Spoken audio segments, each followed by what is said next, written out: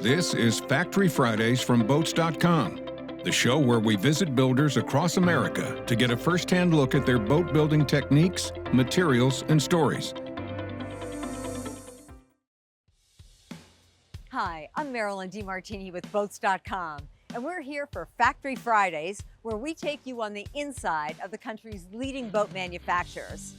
We're here at Invincible in Opa-locka, Florida, one of the biggest boat building centers in the Miami area. And we're going to show you Invincible's newly expanded factory and what they're doing with their newest models in both V-bottoms and catamarans. Come join us.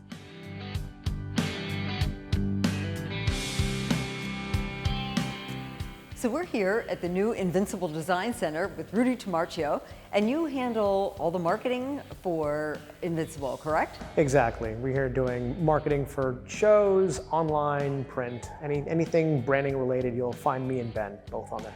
Well, considering branding for Invincible, this design center is part of a 50,000 square foot expansion that Invincible just completed.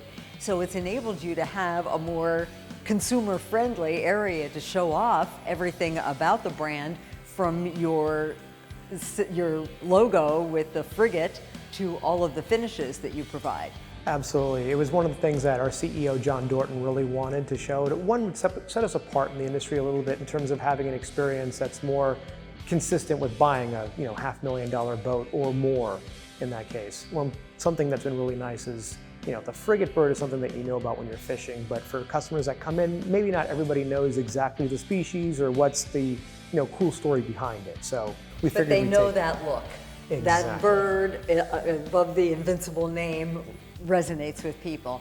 And it's part of the whole look of Invincible that was created in part with Michael Peters from the beginning back in 2006, right? Exactly. So what we really hang our hat on are the two running surfaces that we use for our boats. In our monohull lineup, we have the Michael Peters SVT. We were the first ones to use it back in 2006.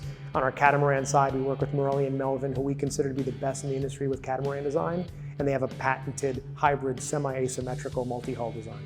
With the popularity of the cats in fishing, to set yourself apart a little bit with your V-bottom being a hybrid asymmetrical hull, how has that affected performance and your sailability? What's been really nice is that it gives us this versatility that really nobody else seems to have, because we're the only major builder that does both have a proven monohull and a proven catamaran. So what's great is you're getting both segments of the market, and also in terms of regionality, you're appealing to different people across the country and really across the world. You got these big guys who own sport fishes who they don't want to have the captain anymore and the full crew.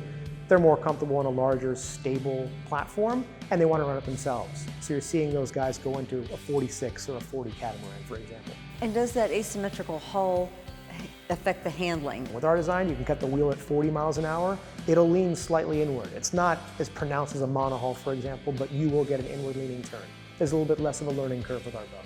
And in design, obviously here we see a great variety of upholstery that you do not do in-house, but you have a partner that does that.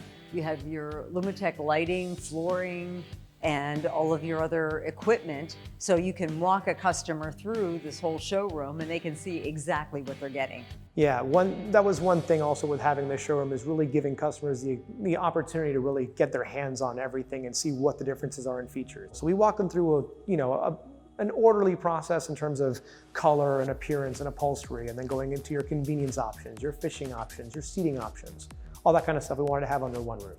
Well, again, going back to the DNA of Invincible, you say when you're serious as part of an advertising line, but that's really about who you are as a fishing boat, right? Exactly. There's nothing wrong with having an identity, per se, of knowing what your core audience is and who your clientele are. And in our case, it's a serious fisherman. It's the guy who likes to go out on tournaments. They're the ones who like to go out fishing 90% of the time. So for us, athletic is a good way to describe our boats because they're very performance-based. These are ones that you're looking to make long runs, fuel efficient. You want to go at higher speeds. You want to get there first, fish faster, and get home faster too. You want that versatility to where if conditions change, your day doesn't have to. So that stability and the reliability of your hull, if you can walk us through some of the construction process of that. I mean, we walked through your plant and saw how you've organized things in lamination and small parts and assembly. Tell us about how Invincible builds this kind of boat. Yeah, well, what's nice is with this new 50,000 square foot expansion you were talking about, we've been able to really streamline that process a little bit. So what you're seeing now is something that most haven't seen yet in terms of our, refined process. But you've got the infusion and vacuum bagging. You've got your carpentry department that does all your core work. And then you move it through lamination, where your small part lamination meets the large part. You do in a 3-part building process, correct? Exactly, it's a 3-piece boat. So you have a hull, you have a ring deck, and you have a liner. The liner is your flooring and all of that. So with our 5 buildings, building 1 is our main lamination building. That's where your hulls are done, that's where your liners are done. That's where a lot of your larger pieces are done. That's where your carpenters are for making sure you have your core cell lined up exactly with the templates of the hulls. All of that gets done in there. So your boat gets sprayed with gel coat, it gets laid with fiberglass, and then from there you have a small parts lamination building. That's building number 3 on our campus. We have them all numbered, so when you're walking around you can see it. The small parts lamination has your hatches for your different fish boxes and your billages and your live wells. It also has your ring decks, and it also has your consoles. All of that comes together into building 2, which is our subassembly. Subassembly is quality control and all that. So your assembly really happens in 2 steps. Yeah, so once it leaves subassembly into the new building, that's really where the 50,000 square foot expansion, it really shows itself. So we went from having 1.5 or 2 production lines in the old building to, in our new building, we have 4 dedicated production lines, which is really, really nice. And we built this catwalk system. So 1, it's easier for our employees to walk around on the boats and make sure that they're getting everything on board. But also when you have customers over, it gives them a much easier way of looking at their boat while it's in process. And we have a bunch of customers that love to come in and see the entire build from step to step. And it really gives you the space to see the different types of boats that are lined up together, as well as the space to walk down and look at each one of them individually. Exactly. You've got boats on dollies that are going back and forth with you, and you can see one thing where you're level with the deck, but once you start getting below and looking at it while it's on the ground, it's incredible to see the size of those going through. And you got even a 33-footer looks huge in that environment, exactly. And tell us a little bit about some of those finishing. You use JL Audio primarily? We use JL Audio, and then we have additional options in terms of your electronics and your power. So we work with both Yamaha and Mercury for your outboards. We work with Garmin and Simrad primarily for electronics. Seems like we saw a lot of 450Rs out there. Has that been the primary choice right now for your customers? You've seen a lot of 46s out there as well, so that 450R is really a popular output for that. But depending on the setup with our boats, we've had Yamahas and Mercury's on our boats since inception. So depending on the model, you'll see some pretty popular outputs. So what other kind of features do you use to attract the hardcore fisherman? Well, one thing that every hardcore fisherman really looks for is their bait quality. I mean, if you're using live bait, which you happen to use a lot of in South Florida and also in the tournament scene, live bait is very important, and the health of those baits while it's in your wells is very important. So we have a few different versions of our sea chest systems. Our live wells are shaped properly to make sure that that your baits stay healthy, that they don't clash with each other while they're inside, and also that they're painted properly so they have a natural environment to be in. And then in terms of storing that fish, once you actually bring them on board, large, spacious fish boxes, all fully insulated, easy to drain out. But it's just the simple features and likes that a hardcore fisherman's gonna really look for and that they enjoy.